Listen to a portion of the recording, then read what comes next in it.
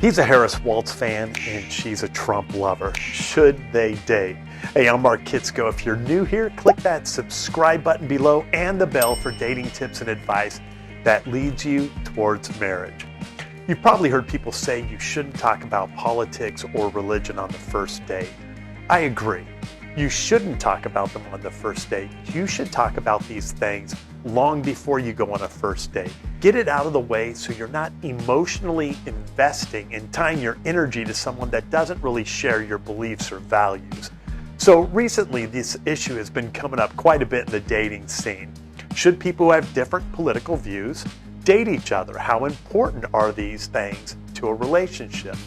He's a Harris Waltz fan and she's a Donald Trump lover. What happens when these two people come together on a date? Let the explosion begin. Reality is, if you're from different political views, it's worth having a respectful conversation and discussing the issues. However, once that conversation happens, you probably shouldn't even go out on a date with each other and just stop communicating altogether. Why?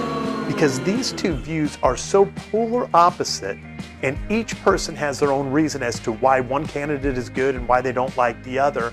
But to go on a date and try to merge the differences is very challenging.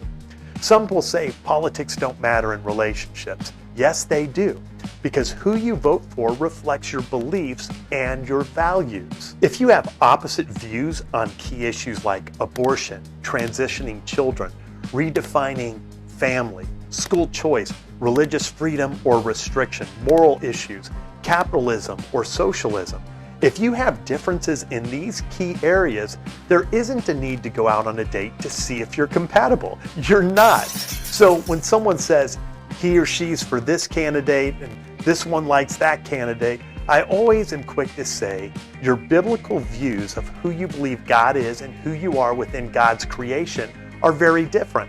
Don't waste your time. Don't waste your energy. Relationships can be challenging, and rather than make it more difficult than it has to be, find someone who shares your core beliefs and values. That is critical to having a fulfilling and healthy relationship. What are your thoughts on this topic? Let's keep the conversation going. Share this video with a friend, give us a thumbs up, and get your free copy of 10 questions to ask in any relationship. You can find that in the link below. Until next time, live victoriously.